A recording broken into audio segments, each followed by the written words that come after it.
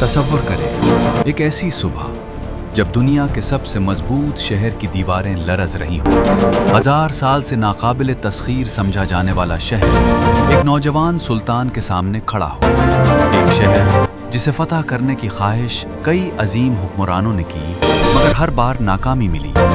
لیکن پھر تاریخ کے افق پر ایک نام ابھرا، ایک ایسا نوجوان جس کے دل میں صرف اقتدار کی خواہش نہیں تھی، بلکہ ایک عظیم نبوی بشارت کو پورا کرنے کا جذبہ تھا۔ وہ بشارت جو رسول اللہ صلی اللہ علیہ وسلم نے صدیوں پہلے دی تھی، تم ضرور قسطنطنیہ کو فتح کرو گے، اور اس کا امیر کتنا بہترین امیر ہوگا، اور اس کا لشکر کتنا بہترین لشکر ہوگا۔ اور پھر 1453 عیسوی کی ایک صبح دنیا نے دیکھا کہ یہ بشارت پوری ہونے جا رہی ہے۔ یہ کہانی ہے اسلام کے عظیم سلطان محمد فاتح کی۔ اسلامی تاریخ میں کئی عظیم حکمران گزرے، لیکن چند ہی ایسے ہیں جنہوں نے نوجوانی میں ہی تاریخ کا رخ بدل دیا۔ سلطان محمد دوم، جنہیں تاریخ سلطان محمد فاتح کے نام سے یاد کرتی ہے، سلطنت عثمانیہ کے 7ویں سلطان تھے۔ وہ 1432 عیسوی میں پیدا ہوئے۔ ان کے والد سلطان مراد دوم ایک طاقتور حکمران تھے، لیکن محمد فاتح کی تربیت عام شہزادوں جیسی نہیں تھی۔ ان کی پرورش ایسے علماء اور اساتذہ نے کی جنہوں نے ان کے دل میں قرآن، علم اور جہاد کی روح پیدا کی۔ بچپن سے ہی انہیں ایک بات بار بار بتائی جاتی تھی، رسول اللہ صلی اللہ علیہ وسلم کی وہ عظیم پیش گوئی کہ ایک دن قسطنطنیہ فتح ہوگا۔ اور محمد کے دل میں ایک خواب پیدا ہو گیا۔ یہ خواب اقتدار کا نہیں تھا، یہ خواب ایک نبوی بشارت کو پورا کرنے کا تھا۔ نوجوان محمد کا بچپن شاہی محلات میں گزرا، لیکن اس کی تعلیم سخت نظم و ضبط کے ساتھ ہوئی۔ انہیں قرآن حفظ کروایا گیا، اسلامی فقہ اور تاریخ سکھائی گئی، اور ساتھ ہی جنگی حکمت عملی بھی۔ ان کے استاد شیخ آق شمس الدین ایک عظیم عالم اور صوفی تھے۔ وہ محمد کو بار بار یاد دلاتے تھے، تم وہ حکمران ہو سکتے ہو جس کے ہاتھوں قسطنطنیہ فتح ہوگا۔ یہ الفاظ ایک نوجوان کے دل میں آگ بن کر جلنے لگے۔ محمد صرف تلوار چلانا نہیں سیکھ رہے تھے، وہ ایک مقصد کے لیے تیار ہو رہے تھے۔ وہ کئی زبانیں سیکھ گئے، عربی، فارسی، یونانی اور لاطینی۔ وہ نقشے دیکھتے، قلعوں کا مطالعہ کرتے اور ایک ہی شہر کے بارے میں سوچتے، قسطنطنیہ۔ یہ شہر صرف ایک شہر نہیں تھا، یہ بازنطینی سلطنت کا دل تھا۔ اس کی دیواریں اتنی مضبوط تھیں کہ 1000 سال تک کوئی انہیں توڑ نہ سکا۔ مگر محمد کے دل میں یقین تھا، ایک دن یہ دیواریں ضرور گریں گی۔ 1451 عیسوی میں سلطان مراد دوم کا انتقال ہو گیا۔ محمد صرف 19 سال کے تھے جب وہ سلطنت عثمانیہ کے سلطان بنے۔ بہت سے لوگوں نے انہیں کمزور سمجھا۔ دشمنوں نے خیال کیا کہ یہ نوجوان سلطان زیادہ دیر اقتدار میں نہیں رہ سکے گا، مگر محمد خاموشی سے ایک بڑی تیاری میں مصروف تھے۔ ان کا ہدف واضح تھا، قسطنطنیہ۔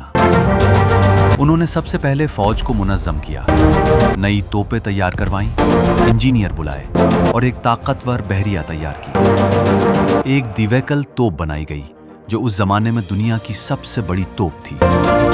یہ توپ قسطنطنیہ کی دیواروں کو توڑنے کے لیے تیار کی گئی تھی، لیکن محمد جانتے تھے صرف طاقت کافی نہیں ہوگی، انہیں حکمت بھی چاہیے تھی۔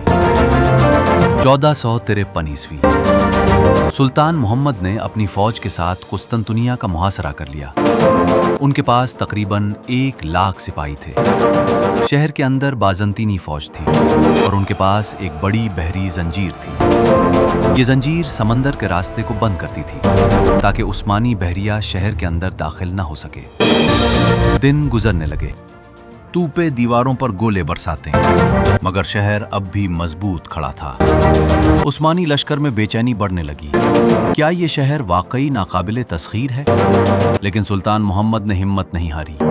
انہوں نے ایک ایسا منصوبہ بنایا جس نے تاریخ بدل دی۔ انہوں نے حکم دیا کہ جہازوں کو پہاڑ کے اوپر سے گزار کر دوسری طرف سمندر میں اتار دیا جائے۔ یہ کام ناممکن لگتا تھا، لیکن عثمانی سپاہیوں نے لکڑی کے تختوں اور تیل کی مدد سے جہازوں کو پہاڑ کے اوپر سے کھینچ کر दूसरी तरफ पहुंचा दिया। सुबह जब कुस्तुनतुनिया के लोगों ने देखा तो उस्मानी जहाज उनके पीछे समंदर में खड़े थे। शहर के अंदर खौफ फैल गया। अब फतह करीब थी। मुहासिरे को तकरीबन 2 माह हो चुके थे। सुल्तान मोहम्मद ने अपनी फौज को जमा किया। उन्होंने एक खुतबा दिया जो आज भी तारीख में याद रखा जाता है। उन्होंने कहा, ये वो शहर है जिसके बारे में रसूलुल्लाह सल्लल्लाहु अलैहि वसल्लम ने बशारत दी थी। अगर हम सब्र करें और अल्लाह पर भरोसा करें तो ये शहर जरूर फतह होगा। फौज के दिलों में ईमान की नई ताकत पैदा हो गई। रात भर सिपाही इबादत करते रहे। कुरान की तिलावत की आवाजें, दुआ की सरगोशियां और एक अजीम सुबह का इंतजार। 29 मई 1453 सुबह होने से पहले उस्मानी फौज ने आखिरी हमला शुरू किया। तोपें गरजने लगीं, दीवारें लर्जने लगीं। सिपाही नाराए तकबीर के साथ आगे बढ़ रहे थे। अल्लाह अकबर। जंग शदीद थी। लेकिन फिर एक लम्हा आया जब शहर की अजीम दीवारों में एक बड़ा शगाफ पड़ गया। उस्मानी सिपाही शहर के अंदर दाखिल हो गए। कुस्तुनतुनिया, जो 1000 साल से नाकाबिले तस्खीर समझा जाता था, आखिरकार फतह हो गया। उन्होंने सबसे पहले आया सूफिया का रुख किया। वो घोड़े से उतरे, जमीन से मिट्टी उठाई और आजिज़ी के साथ सजदा किया। ये फतह गुरूर की नहीं थी, ये अल्लाह के शुक्र की फतह थी। इसके बाद सुल्तान मोहम्मद ने ऐलान किया कि शहर के लोगों को अमान दी जाती है, उनकी इबादतगाहें महफूज रहेंगी और उन्हें आज़ादी दी जाएगी। ये इस्लामी अदल की एक अजीम मिसाल थी। सुल्तान मोहम्मद फातेह सिर्फ एक फातेह नहीं थे, वो एक ख्वाब देखने वाले नौजवान थे। एक ऐसा नौजवान जिसने इल्म, ईमान और अज़्म के साथ तारीख बदल दी। उन्होंने हमें ये सिखाया कि अजीम कारनामे सिर्फ ताकत से नहीं होते, वो ईमान, इल्म और मकसद से हासिल होते हैं। आज भी अगर मुसलमान नौजवान इल्म हासिल करें, अपने ईमान को मजबूत करें और बड़े ख्वाब देखें तो वो दुनिया में मुस्बत तब्दीली ला सकते हैं। सुल्तान मोहम्मद फातेह की ज़िंदगी हमें याद दिलाती है कि जब नीयत खालिस हो और मकसद अल्लाह की रज़ा हो तो नामुमकिन भी मुमकिन हो जाता है।